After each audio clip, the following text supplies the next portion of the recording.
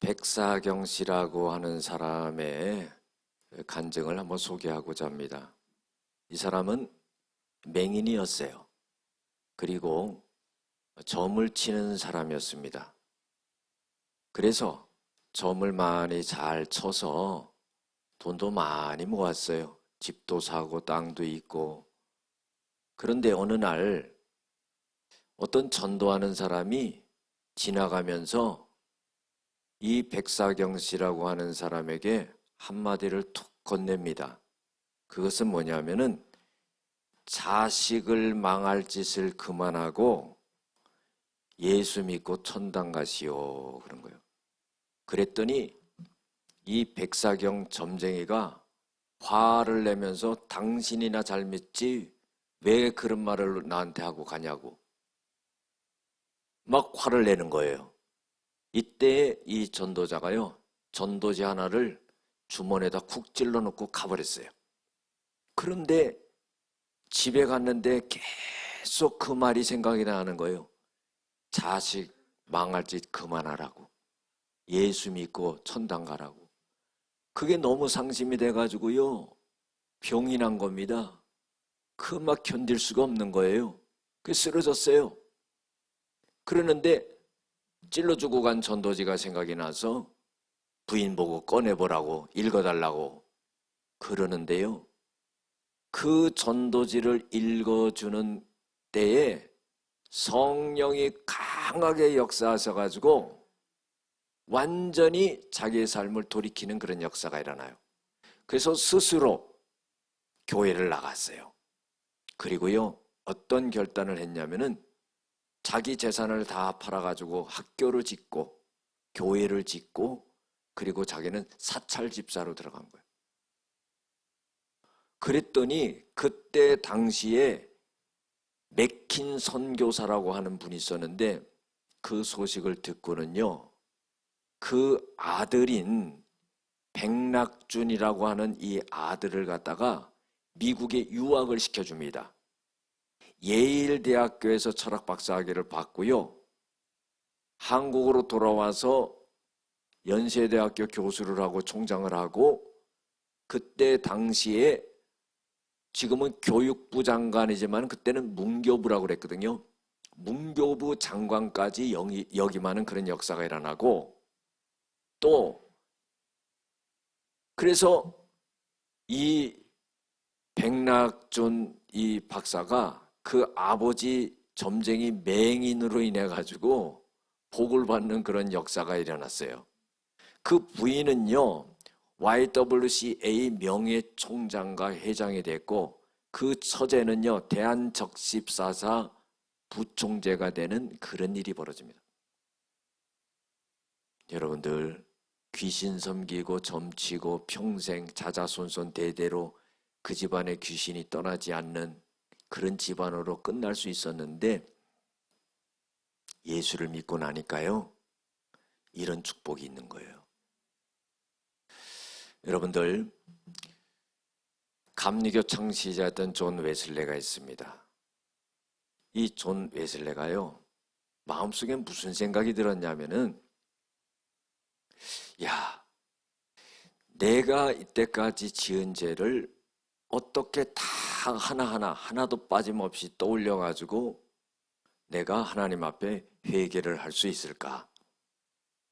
내가 죄 한 가지라도 찾아내지 못한다면은 나는 용서받지 못할 것이 아닌가? 이런 생각에 죄책감에 휩싸이고 고민을 많이 했죠. 다시 말해서 내가 죄사함을 받는다는 그런 확신을 갖기가 힘들었던 거예요. 그런 고민을 많이 하고 있을 때 모라비안 교도에 한 사람이 있었는데, 피터 벨레라고 하는 이 사람이 이 요한 웨슬레를 만납니다. 만나서요, 한 가지 질문을 하는데, 그 질문을 받고는 이 웨슬레가 완전히 변하게 되는 역사가 일어나요. 그 질문은 뭐냐면은, 당신 안에 하나님의 자녀된 증거가 있습니까? 이 질문을 하는 거예요. 이때까지 하나님 믿었죠. 목사 아들로서 살아왔지요. 그런데요, 이 벨레라고 하는 사람이 웨슬레에게 그런 질문을 한 거예요. 당신 안에 당신이 하나님의 자녀라는 그 증언이 있습니까? 그래서 충격을 받은 거예요. 그리고부터는요, 이 웨슬레가 이 벨레라고 하는 사람의 지도를 받습니다. 지도를 받는데 자기가 이때까지 생각하고 믿어왔던 거와는 차원이 틀리더라고요. 그러면서 무슨 말을 해주냐면은, 믿음이라는 것은 내가 그리스도를 따라가면서 살으려고 막 노력하면서 애쓰는 것이 아니라 내 자신을 그리스도에게 모두 맡기고 내려놓는 것을 의미한다. 그때 이 웨슬레가 굉장한 것을 깨닫습니다. 아, 믿음이라는 것은 확신이 있어야 되는구나, 그런 거예요. 여러분들, 로마서 8장 16절에도요, 성령이 너의 안에 있는 영과 더불어 너희가 하나님의 자녀인 것을 증언하노니 그랬어요. 뭡니까? 우리가 예수를 믿는다고 하면서요, 확신이 없어서는 안 된다는 거예요.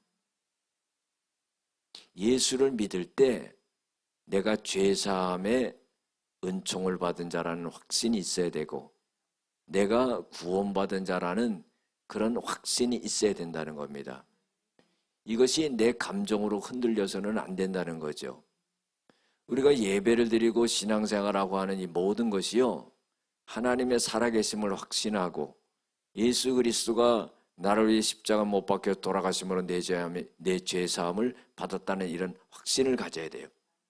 오늘 예배를 드리더라도요, 오늘 성령 안에서 하나님을 만난다는 이 확신이 있어야 된다는 거예요. 이사야서 1장 11절 12절에도 보면은요, 하나님이 이런 말씀을 하세요. 나는 너희들이 가져오는 그 짐승의 기름에 나는 배불렀다, 그런 거예요. 너희들이 짐승을 잡아서 나한테 피 뿌려서 제사를 하는데 나는 그 피를 기뻐하지 아니한다. 너희들은 성전에 맨날 오는데 너희들은 나한테 보이려 온다는 거예요. 단순하게 보이려 온다는 거예요. 형식적이라는 거예요. 내가 언제 너희들한테 그걸 요구했느냐? 너희들은 마당만 밟고 갈 뿐이다 하는 거예요. 우리가 한 주를 살아가면서도요, 얼마나 하나님의 뜻대로 살았습니까? 정말 단 몇십 분이라도 무릎 꿇고 하나님 앞에 기도해 봤습니까? 그 하나님의 성령의 음성을 들어봤습니까? 우리의 삶이 형식적일 수가 있다는 거죠. 이것에 대한 점검이 없이는요, 하나님의 살아계심이 우리에게 나타나지 않는다는 거예요. 우리가 분명히 알아야 될 것은 뭐냐면은, 하나님은 온 우주 만물을 말씀으로 창조하신 대단히 능력 있는 그런 분이라는 거죠. 그런데 그 하나님의 살아계신 그 능력의 하나님이 우리에게 나타나지 않는다는 거예요. 여러분들, 이건 너무나 가슴 아픈 일이 아닙니까? 그 성령이 죽어 계신 거예요. 그 성령의 역사가 얼마나 놀라운데, 아무리 코로나 시대라 할지라도 그 성령이 죽어 계시고 멈춰 계신 겁니까? 그 능력이 제한된 겁니까? 그게 아니지요. 하나님의 나라는, 고린도전서 4장 20절에 하나님의 나라는 말에 있지 않고 능력이 있다고 그랬습니다. 언제든지 능력으로 역사하실 분이에요. 우리의 영혼을 구원하시고 우리의 삶의 모든 것을 치유하시고 회복할 수 있는 그런 능력을 갖고 계신 분이라는 거예요. 그런데 오늘날 왜 그런 역사가 일어나지 않느냐는 거예요. 여러분들, 이것은 우리에게 문제가 있다는 겁니다. 하나님의 능력에 문제가 있는 게 아니에요. 우리에게 문제가 있는 거예요. 우리가 정말로 모든 것을 내어 맡기는 그런 믿음으로 주님을 쫓아갔냐 이 말이에요. 내 경험과 지식을 내세우면서 하나님의 성령의 음성을 외면하지 않았냐 말이에요. 그분은 계속 우리와 함께 하시면서 역사하시기를 원하는데 우리는 곁길로 가지 않았느냐 이 말이에요.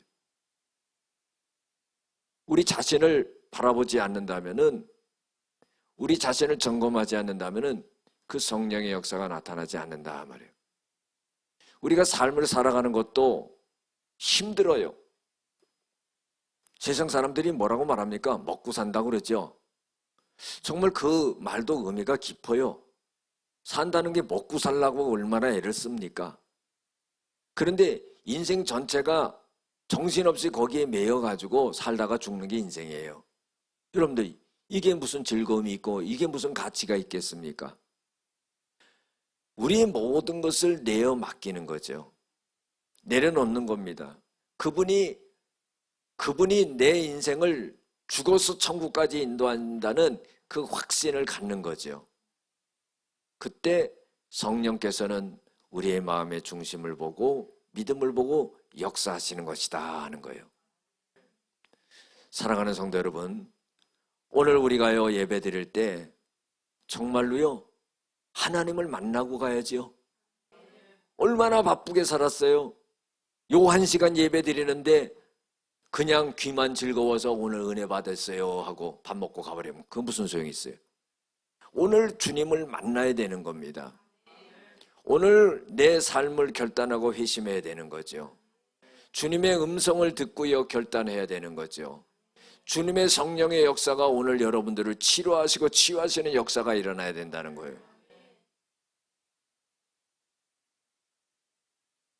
질병도요 하나님이 치료하십니다. 지난번에 TV에 보니까요 골다공증 무섭더라고요. 어떤 여인이요 젊은 사람인데 골다공증 걸려가지고 넘어지니까 뼈가 완전히 바스러져요. 그거는 접합할 수도 없어요.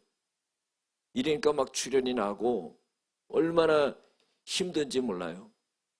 여러분들, 갖가지 질병과 어려움과 문제가 우리의 삶 속에 늘 앞에 기다리고 있다는 거예요. 그것을 생각하니까 일어나지도 않는 일을 갖다가 끄잡아 당겨 가지고는 걱정하고 근심하고 살아가는 것이 인간이라 이 말이죠. 여러분들, 그렇게 산다면 죽을 때까지 그렇게 사는 거예요. 하나님은 우리에게 기뻐하라 그랬거든요. 네 모든 걸 염려를 나에게 맡겨라. 그리고 너 즐겁게 살아가라. 너 네 능력으로 그걸 해결할 수가 없어. 그러니까 하나님 믿고 의지하고 맡기고 살아가라. 그러면은 내가 그 모든 걸 해결해 줄게. 여러분들, 이거 얼마나 놀라운 말씀이에요.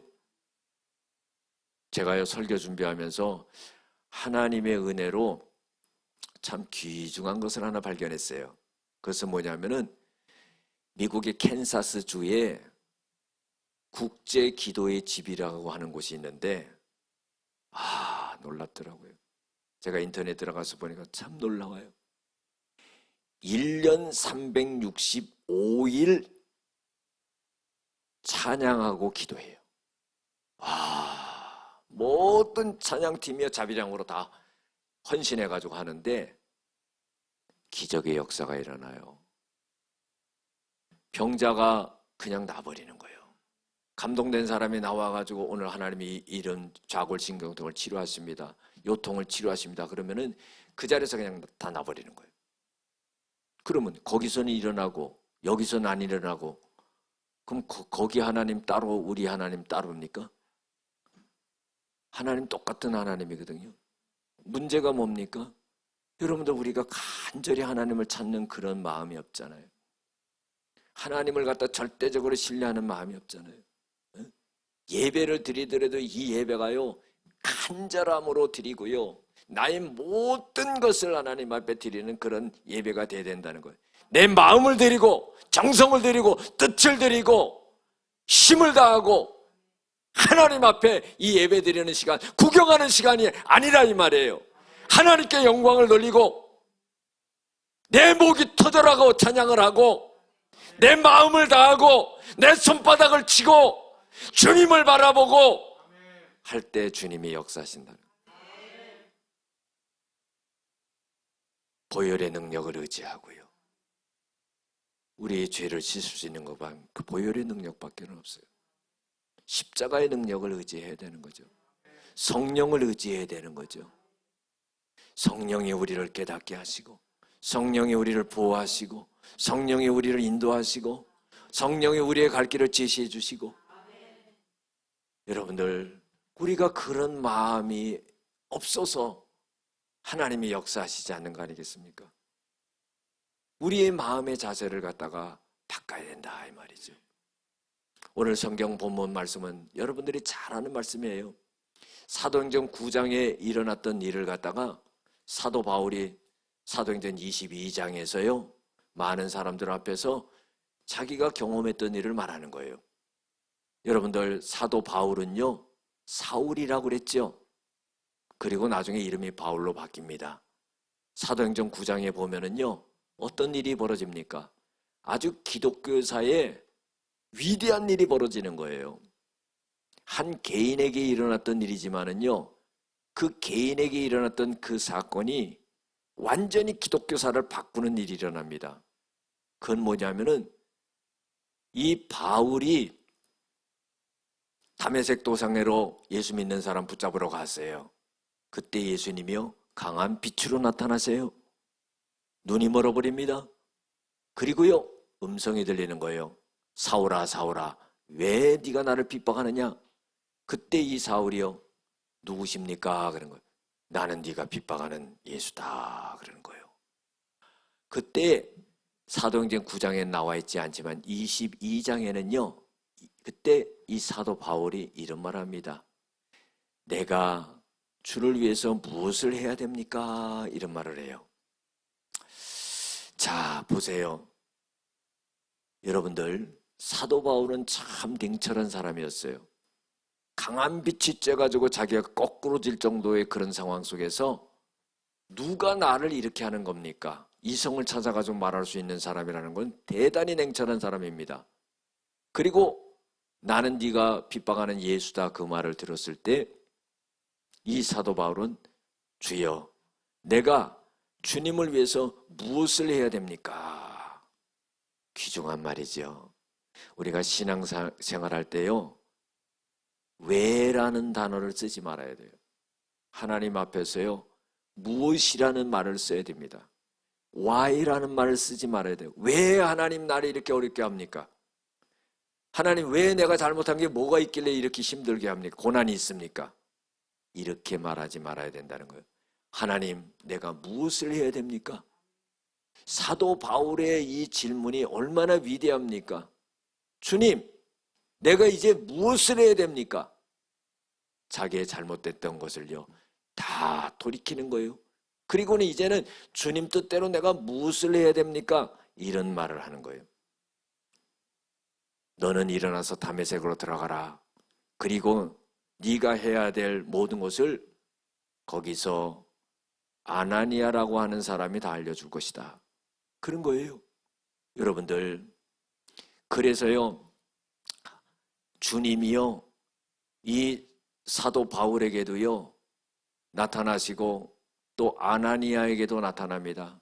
아나니아야 이제 사도 바울이 회심해가지고 너한테 올 텐데 너는 안수해가지고 그 눈을 뜨게 하라. 그러니까 이 아나니아가 주님 그 사람은 예수 믿는 사람 핍박하고 잡아 죽이고 감옥에 가두려고 공문을 받아가지고 그렇게 찾아다니는 사람 아닙니까? 아니다. 이제는 내가 그를 갖다가 이방인을 위하여서 택한 나의 그릇이 되고 이제 나의 증인이 될 것이다. 그런 거예요.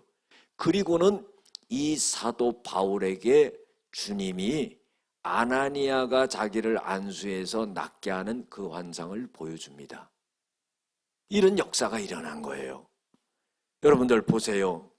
그래서요 아나니아가 이 바울이 사람들의 손에 이끌려서 눈이 안 보이니까 다메섹으로 들어갔을 때 아나니아가 나타납니다.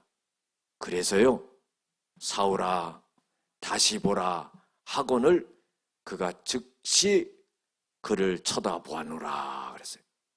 여러분들 이게 뭡니까? 치료함의 역사가 그대로 나타난 거예요. 그래서요 아나니아가 안수하게 되니까 눈에서 비늘 같은 것이 9장에 보면 벗겨지면서 깨끗하게 치료되는 역사가 일어나요. 눈이 멀었다가요 치료되는 역사가 일어난다는 거예요. 여러분들, 하나님의 역사가요 그때는 일어나고 지금은 안 일어나고 그런 게 아니에요. 제가요 제 간증을 좀 해보면은요, 제가 고등학교 때 이 턱을 다쳤습니다. 인체 관절 중에서 제일 작은 관절이 턱 관절이에요. 그래서 저는요 신학교 들어가기 전에 이 관절 때문에 무척 고생을 했습니다. 내가 신학교만 들어가면은 이거를 수술을 받아야 되겠다. 근데 여기는 수술도 못하는 거예요. 너무 관절이 작아서. 책상에 엎드려 가지고요 밥을 1시간씩 입을 벌리지 못하니까 먹고 누워서 공부하고 도서관에서 하는데, 일어났는데 하나님이 하시는 말씀이 너 입을 벌려봐라 그러더라고요. 그게 제가요 안 벌렸어요. 왜? 조금 전까지도 안 벌려졌으니까. 또 입을 벌려봐라. 그래서 그 제가요 안 벌리는 입은 왜 벌리라고 그래요? 그랬어요. 그랬더니 또 한 번 입을 벌려봐라. 그때요 3번째 감동이 되더라고. 이거 뭐야? 입을 딱 벌렸는데 입이 쫙 벌어지는 거예요. 지금까지도 괜찮아요. 여러분들이 잘 아시겠지만 우리 신장동에 건물 사서 오랫동안 수리를 했어요. 그때 제가 디스크 수술을 받고요 암 수술을 받았습니다. 그래도요 수리를 하는데 복대를 메고 수리를 하는데요 허리가 수술하기 전이랑 똑같은 상태로 돌아간 거예요. 그때 너무 실망스럽더라고요. 하나님께 기도했어요. 하나님, 이거 다시 수술 받으려면은 이거 다 공사나 마치고 해야지. 이거 뭐 이렇게 놔두고 내가 어떻게 수술을 또 받으러 들어갑니까? 그랬는데요. 정말 놀라워요. 아침에 허리가 그냥 딱 펴지더라고. 지금까지도 괜찮은 거예요. 이런 일들이요 하나님의 역사 속에서 나타난다는 거죠. 제가 뭐 몇 번씩 말씀드린 거겠지만은 69세 가난 말기 환자도요 맨날 전보로 다녔던 사람인데 기도했는데 그날 몸이 뜨거워지면서 병원에 갔더니 병원에 헐컥 뒤집혔어요.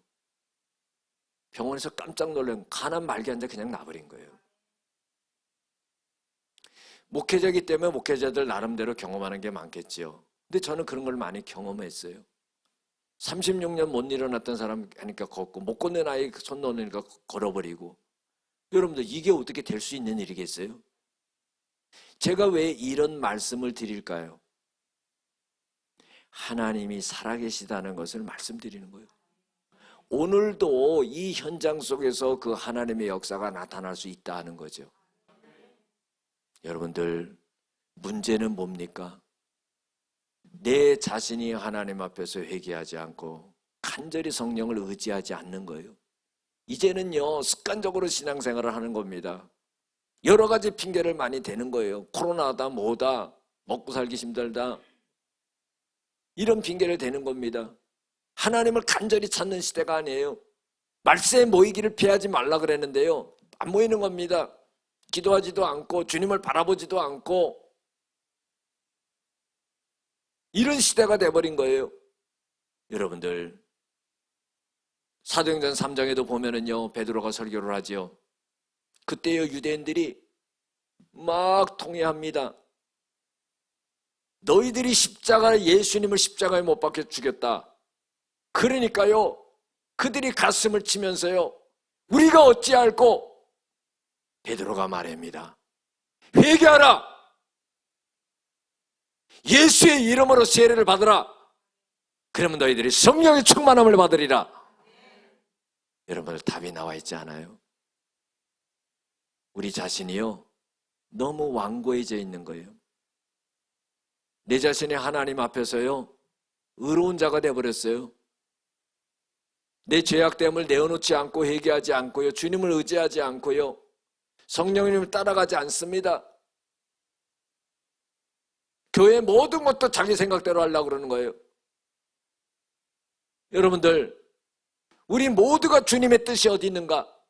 주님을 바라보고 주님을 의지하고 주님을 믿고 성령의 음성을 듣고 겸하게 무릎을 꿇고 그분을 간구하고 그분을 찾고 그분께 두드리고 이렇게 나갈 때 하나님이 역사하지 않겠습니까? 너희는 구하고 찾고 두드리라고 그랬어요. 마태복음 7장 11절에 보면 너에게 좋은 것을 주신다고 그랬어요. 누가복음 11장 13절에 보면은요, 똑같이 그 좋은 것이 너희들에게 성령을 주시지 않겠느냐 말이에요. 여러분들, 성령이 우리 안에서 우리 영과 더불어 친히 우리가 하나님의 자녀인 것을 증거한다고 그랬어요. 그 성령은 우리를 떠나지 않습니다. 성령이 우리에게 깨달음을 줍니다. 성령이 우리를 돌이키게 합니다. 성령이 우리가 어떻게 나가야 될 방향을 알게 합니다. 이제는요, 우리의 삶을 돌이키는 그런 역사가 일어나야 돼요. 우리는 살아가면서 많은 고통과 어려움이 있죠. 그래서요, 우리의 인생의 삶이 광야 40년의 생활이라고 말하지 않습니까? 거기는 질병의 어려움도 있고요, 인간관계의 어려움도 있고요, 물질의 어려움도 있고요, 너무너무 복잡하고 힘들고 하루를 살아도 내가 어떻게 사는지 정신없이 그렇게 살아가는 인생이 아닙니까? 여러분들, 우리의 많은 그러한 영적인 문제와 육적인 문제들이 어떻게 풀려나갈 수 있고 그것을 어떻게 이기고 살아갈 수가 있겠어요? 우리 주님이 우리와 함께 하심으로 그런 문제들을 풀어주신다는 겁니다. 여러분들, 오늘 예배 속에서도요, 여러분의 그 심령의 마음속에 담고 있는 그 고통의 문제도 하나님이 풀어주시는 거예요. 두렵지 않게 해주시는 거예요. 건져주시는 거예요. 고난을 이기게 해주시는 거예요. 일어나게 하는 거예요. 가난하게 하기도 하고 부하기도 하고 내리기도 하고 올리기도 하고 낮추기도 하고 높이기도 하고 살리기도 하고 죽이기도 하는 그 하나님의 권세와 능력이 오늘 이 예배 속에서 하나님께 부르짖음으로 성령의 역사로 오늘 그 심령을 치료하고 그 질병을 치료하는 그런 역사가 일어난다는 거예요. 제가 가끔씩 그런 말씀드리죠. 시계 고치는 사람이 시계가 고장나면 잘 고치나, 시계를 만든 사람이 잘 고치나, 시계를 만든 사람이 잘 고친다고 그랬죠. 시계를 고치는 사람 뜯어봐야 돼. 시계를 만든 사람은 소리만 들어봐도 스프링이 풀렸구나 아는 거예요. 하나님이 우리를 만드셨다는 거예요. 제가 아까 아이압 국제기도 모임 얘기를 했는데요, 거기서 그러는 거예요. 신부정증으로 인해 가지고 이거를 수술하게 되면은요, 여러 가지 복합적인 병이 있기 때문에 다른 병으로 죽는다는 거예요. 수술을 못 하는 거예요. 그런데 기도하다가요, 하나님이 그걸 치료해버린 거예요. 놀랍죠? 여러분들, 하나님이 분명히 살아계신데 하나님이 살아계시지 않은 것처럼 우리가 살아가면 어떻게 되겠어요?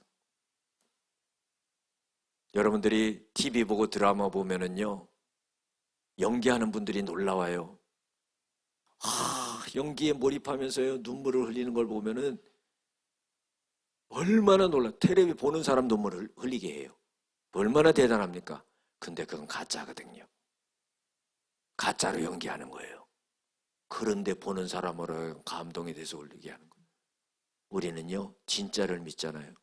근데 진짜를 가짜처럼 믿고 있는 거예요. 하나님이 살아계신 거예요. 성령님이 역사하시는 거예요.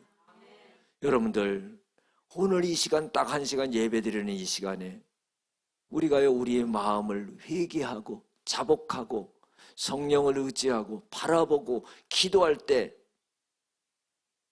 여기에 머무시는 성령이 역사하시지 않겠습니까? 오늘 여러분들의 영육간의 문제를 하나님이 풀어주시는 역사가 일어나요. 여러분들의 질병을 치료하십니다. 여러분들의 근심을 해결해 주십니다. 여러분들의 늪에 빠져있는 거기서 하나님이 건져주시는 역사가 일어난다는 거예요. 인생에 가장 악하게 쓰임받을 수 있었던 사도 바울이 다메섹 도상에서 예수님을 만남으로 인하여 회심하고 나서 예수님께서 이 사도 바울에게 나타나시고 보여주시고, 그리고 내가 너를 택했다 그런 거예요. 그리고 하나님의 뜻을 너에게 보여줬다. 이제는 너는 나를 위하여 증인이 되라 하는 거예요.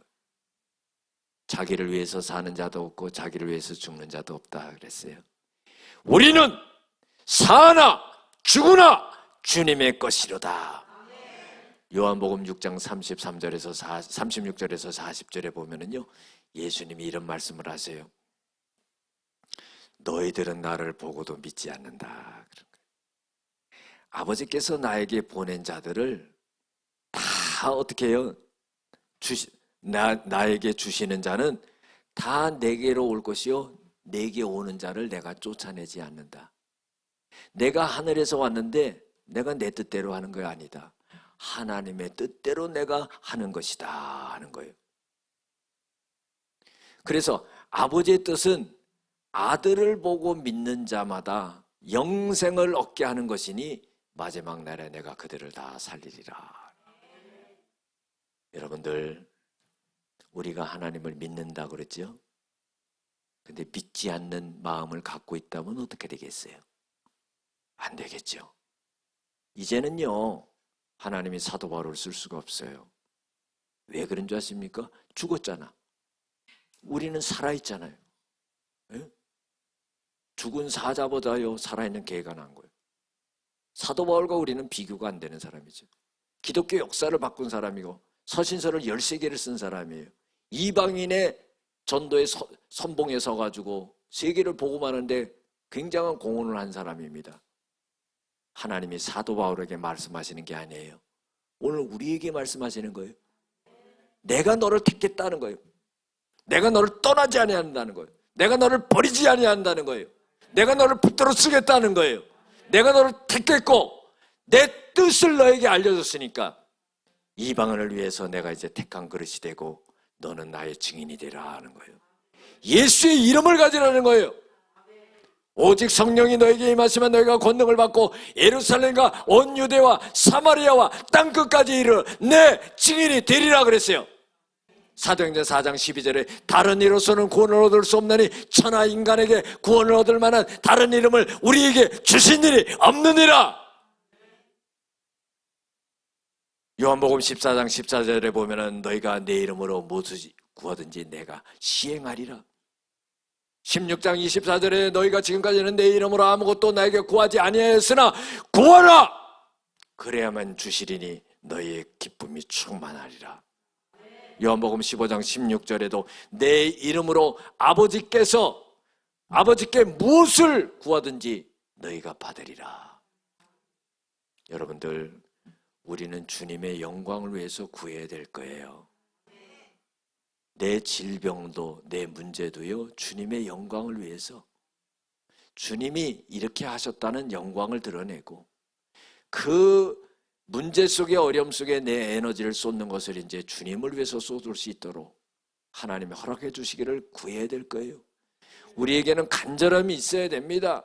주님을 찾고 두드리고 주님을 의지하고 바라보는 간절함이 있어야 돼요. 부르짖는 게 있어야 돼요. 주님의 보혈을 의지해야 돼요. 성령님을 의지해야 됩니다. 1년이 다 돼도 한 영혼도 구원하지 못하는 우리의 모습이 너무나 가슴 아파요. 제가요, 회개하면서 자석을요, 아파트 4단지에 다 붙였어요. 그래야지만요 내가 양심적으로 숨을 쉴 수 있을 것 같아요. 여러분들, 사도 바울에게 하나님 명령하신 것 딱 하나예요. 너 이제 증인이 되라 하는 거예요. 여러분들, 우리 자신을 회개하고 돌이키고 내 모든 문제는 다 그냥 맡겨버리고 이제는 우리가 증인된 삶을 살아가야 될 겁니다.